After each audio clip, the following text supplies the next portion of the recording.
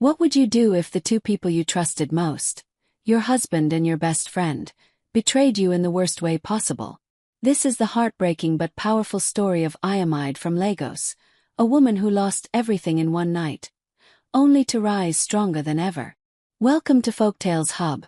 While you are here, please hit the subscribe button and share with friends and family. My name is Amaka, and this is the story of how my whole life changed in one single evening. If you had told me a year ago that my marriage would collapse in front of my eyes in the most humiliating way, I would have laughed and told you my husband loved me too much for that.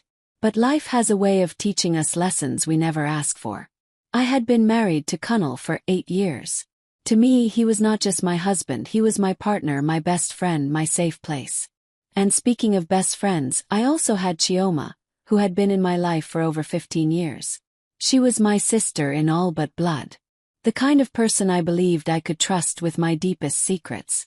Kunal and I had been trying for a baby for 3 years. It wasn't easy. We visited doctors, tried treatments, and prayed. There were months I cried myself to sleep when the test came back negative again. But through it all, I told myself we were in it together. That the love between us was strong enough to carry the weight.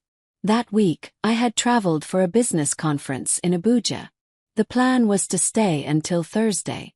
But then the main speaker cancelled, and the event ended 2 days earlier than expected.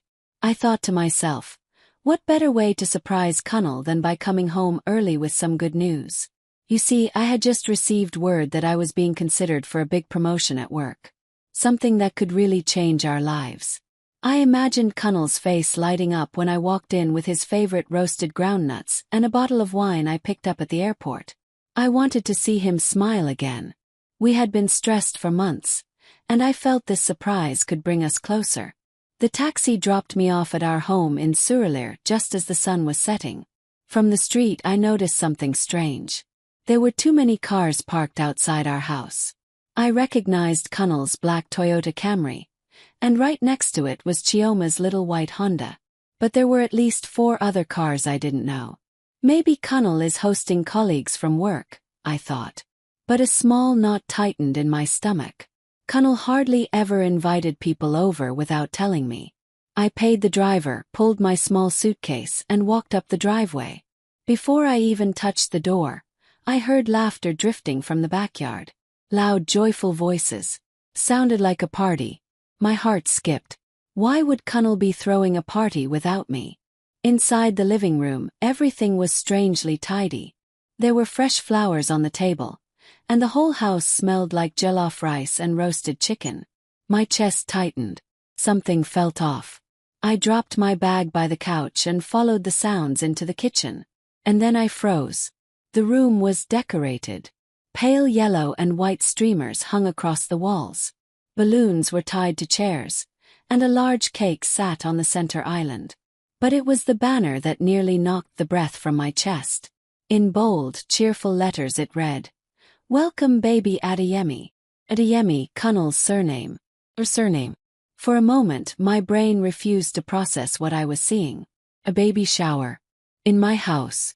With my husband's name on it. My hands began to shake as I looked at the cake. It read, "Congratulations Kunal and Chioma." My ears rang. My eyes scanned the room again, but everything blurred.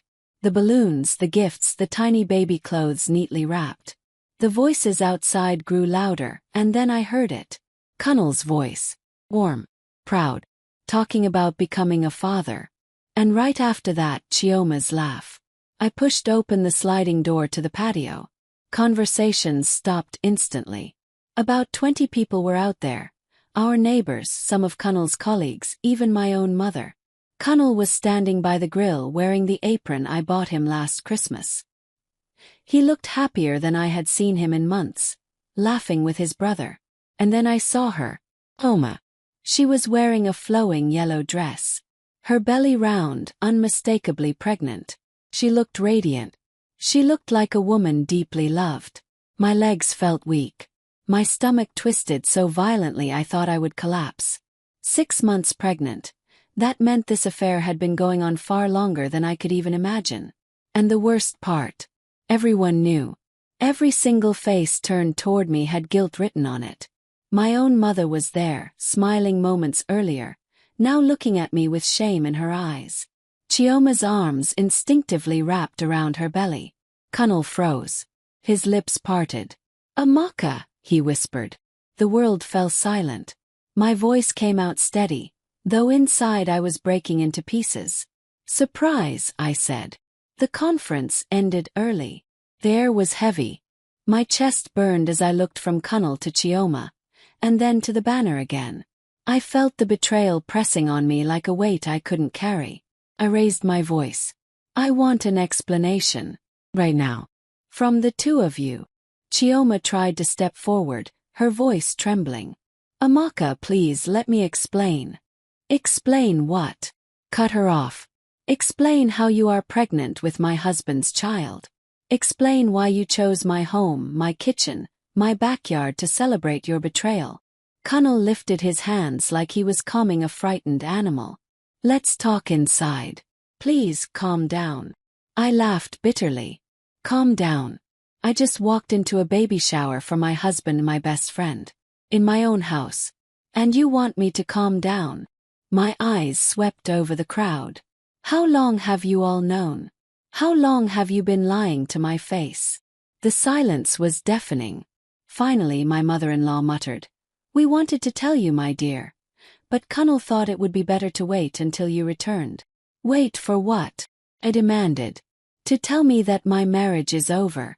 To tell me that everyone I trusted most has been smiling at me while planning this."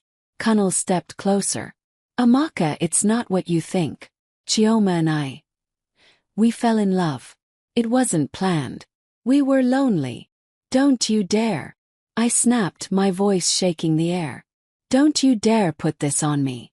Don't you dare say this happened because I was working to support us." Chioma's face crumpled.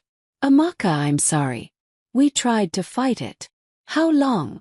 I demanded, glaring at them both. Kunal dropped his eyes. "Almost 2 years." The words landed like a punch to my stomach.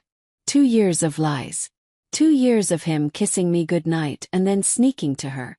2 years of my best friend calling me sister while sleeping with my husband. My throat tightened, my eyes stung, but I refused to cry in front of them. Instead, I looked at my mother. "You knew, didn't you? Last month when I called you crying because Kunal was distant, you knew exactly why." She lowered her gaze. "We hoped it would end before you found out." "Hope," I repeated. My voice cracked. "She's pregnant, Mama. We are well past hope." I turned back to the crowd. "All of you chose to protect them instead of me. Every single one of you." I pointed at the banner, the cake, the balloons. "You used my home for this." "My home?" Kunal stiffened. "It's my house too." "Not for much longer," I said. My voice was ice. "Everyone out. Take your gifts, your decorations, your cake, and get out of my house." The patio fell into chaos. People whispering, packing hurriedly, avoiding my eyes. I stood tall even as my heart cracked inside me. At that moment, I knew my life would never be the same again. Life after betrayal is not easy. The first few days after Ayamide left her husband's house felt like walking through heavy water. She could breathe, but every breath carried pain. She could move, but every step felt like dragging chains behind her. Lagos was noisy and alive as always. Buses honking, street hawkers shouting, radios blaring, but to Ayamide, the city sounded like silence. She had taken a small guest room in her cousin Funk's flat in Surulere. Funk was the kind of cousin who always spoke her mind. When Ayamide entered the flat with a small box of clothes, Funk took one look at her face and said, "You don't need to explain. Sit down, rest. You're safe here." Those words were a lifeline. For the first time in years, Ayamide felt the meaning of that word. She was not in a house where she had to smile for appearances. She was not living beside a man who had already given his heart and body to another. She was not in the middle of lies. She was safe. But safety doesn't silence memories. At night, she would lie awake staring at the ceiling fan spinning slowly, and tears would wet her pillow. She would see Terence, No, Tund, as his name was in this new life, standing beside her best friend Yatund, cutting a cake, smiling, holding her hand, celebrating a baby that was not Iamide's. The picture haunted her like a wound that refused to close. Iamide was not weak. She was a woman who had worked hard all her life. She had grown up in Mushin, in a small 2-room apartment with her mother and 2 younger siblings. She had struggled through university, selling clothes at Yaba Market to pay her fees. She had risen in her career, climbing step by step until she became a respected project manager in a construction firm. She was not afraid of challenges. But betrayal was a different battle. Funk noticed how quiet she was, how she barely ate. One morning, while frying akara in the kitchen, Funk said, "Ayo, listen to me. Men like Tund, they think they can break us. But you cannot let him take your peace. You are more than this pain. You need to fight." Iamide looked at her cousin, eyes swollen from crying. "Fight how?" Everyone knew Funk. Even my own mother.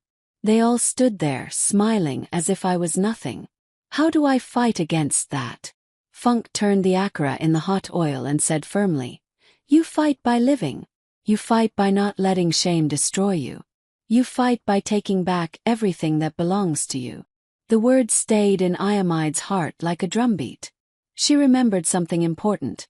Months before the betrayal became open, her instincts had warned her. She had felt Tund drifting away, staying out late, giving excuses. She had felt Yatund's distance too, the way her calls became fewer, her excuses longer. Iamide was not foolish. She had gone quietly to a lawyer then, just in case. Now she returned to that lawyer, a calm middle-aged man named Barrister Ojo, whose office sat above a pharmacy in Ikeja. She walked in with steady steps and said, "It is time." He looked at her file, nodded slowly and replied, "You did well preparing early. With the evidence and your financial records, the case is strong." That day, Iamide filed for divorce. Her hands shook as she signed the papers, but when she left the office and stepped out into the hot Lagos sun, she felt a strange lightness. The process would be messy, but at least she had started.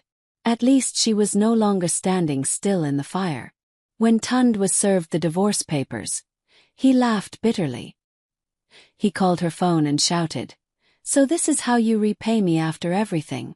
You think you can disgrace me?" Iamide listened quietly, then replied, "You disgraced yourself the day you chose Yatund over me. I will not argue with you, Tund. This is the end." And she hung up. The courage in her own voice surprised her. Tund thought the world would side with him. But Lagos is not kind to men who depend on women for too long. Everyone knew Iamide had been the breadwinner, the one who paid rent, the one who covered bills when Tund's business failed. First, people had pitied him. But when the truth of his affair with Yatund spread, pity turned to shame. Neighbors whispered. Old friends avoided his calls. Even his family, who once adored Iamide, could not defend his actions. His mother said, "Oh Momi, this thing you did, it is wrong. You left a good woman for foolishness." Meanwhile, Yatund's story did not blossom as she expected. She believed that carrying Tund's child would give her a secure future. But life has its own plans. The pregnancy ended in a miscarriage 2 months later. The joy she had boasted about turned to ashes. Tund, already under financial strain, could not handle the grief. He grew bitter and angry. The two of them argued constantly. What had looked like love in secret quickly turned into poison in the open. Iamide, from a distance, heard whispers of their downfall. But she did not rejoice openly. She simply shook her head and told herself, life has a way of repaying everyone. Her own journey was not without battles. The divorce dragged for months. Tund tried to fight for the house in Lekki that Iamide had paid for. He claimed it was their home. But her lawyer stood firm, producing receipts, salary slips, and bank transfers that showed the truth. In the end, the court returned the house to her. It was a painful victory, but a victory nonetheless. Iamide moved back into that house alone. At first, walking into the empty rooms felt strange. She remembered the laughter that once filled the kitchen, the smell of fried plantain on Saturday mornings, the way Tund used to hold her hand while they watched TV. Memories tried to creep in to weaken her heart. But Iamide fought back. She renovated. She painted the walls fresh white. She replaced the furniture. She planted flowers by the entrance. She made the house her own again, no longer a graveyard of broken dreams but a symbol of her new beginning. Work became another anchor for her healing. She threw herself into her projects, staying late at the office, traveling for site inspections. Her colleagues admired her strength without knowing the full storm she had survived. When promotions came, she rose higher. Her salary increased. She took trips abroad for conferences. Dubai, London, Johannesburg. Each journey widened her world, reminding her that life was bigger than one betrayal, bigger than one man. Slowly, Iamide began to smile again. One evening, after a long day at work, she sat on her balcony overlooking the Lagos lagoon. The sun was setting, painting the sky with orange and purple streaks. The city was buzzing below, but she felt calm. She thought about the girl she used to be, the young woman who believed love was enough, who sacrificed everything to build a marriage, who trusted blindly. That girl was gone. In her place stood a stronger woman. Iamide whispered to herself, "What I lost was never mine. What I found is myself." Her voice trembled, but it carried truth. The turning point had come. From that moment on, Iamide's story was no longer about Tund or Yatund. It was about Iamide herself, her healing, her growth, her freedom. The city of Lagos, with all its noise and chaos, became her companion. The streets reminded her that survival is possible, that no matter how heavy the traffic, movement continues. The people reminded her that life is hard, but it can still be lived with laughter. Iamide chose to live. And in choosing life, she chose victory. There comes a time when the wounds of the past no longer bleed, but instead leave scars that remind you of your strength. For Iamide, that time began slowly, almost unnoticed. One morning, as she brewed a cup of tea in her freshly painted kitchen, she caught herself humming a song. She stopped surprised. It had been so long since music had risen naturally from her heart. That small hum was proof that healing was happening. Her life had changed. No longer bound by a marriage built on lies, no longer weighed down by betrayal, she was free. Truly free. But freedom is not always loud. Sometimes it is quiet. Sometimes it is waking up and realizing you are not afraid of the day ahead. Sometimes it is sleeping at night without fear of hidden knives behind familiar smiles. Iamide found joy in small things. She decorated her living room with bold African art. She invited friends for dinner, real friends who cared for her. She cooked jollof rice and plantain, filling her home with the smells of warmth and belonging. She laughed again. Tund's world, on the other hand, grew darker. Word spread across Lagos about his downfall. His small business ventures collapsed because no one trusted him anymore. His accounts ran dry. The car he once drove with pride was repossessed. One afternoon he stood at Iamide's gate, unshaven and weary. The security man called her, hesitant. She stepped outside, her heart steady. "Ayo, please," Tund began, his voice cracked. "Give me another chance. I made a mistake. I was foolish. You know you're the only woman who truly loved me." Iamide looked at him long and hard. Once, those words would have melted her. Once she would have forgiven.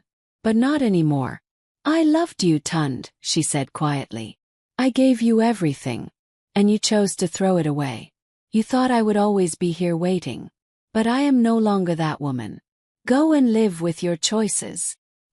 His eyes filled with tears, but she turned and walked back inside. She did not look back. That night, as she sat on her bed, Iamide reflected on the encounter. She did not feel pity.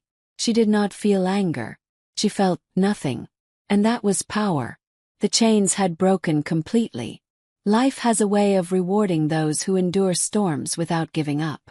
Some months later, during a business trip to Abuja, Iamide met someone.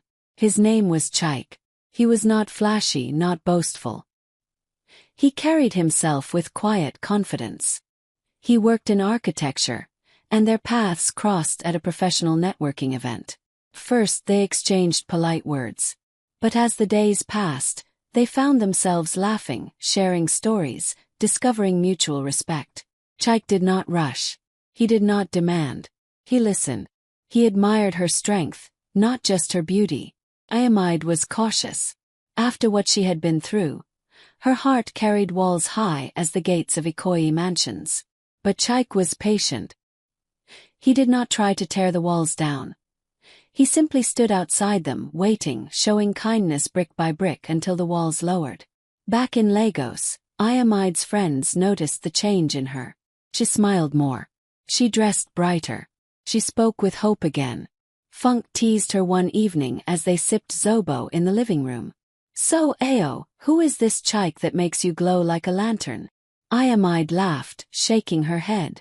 "It's not like that. We are just friends." But in her heart, she knew it was becoming more. Months passed. The bond deepened. One weekend, Chaik invited her to a small art exhibition on Victoria Island. As they walked among the paintings, Ayamide paused at one canvas. It showed a broken pot carefully mended with gold along the cracks. "It's Japanese," Chaik explained softly. "Kintsugi.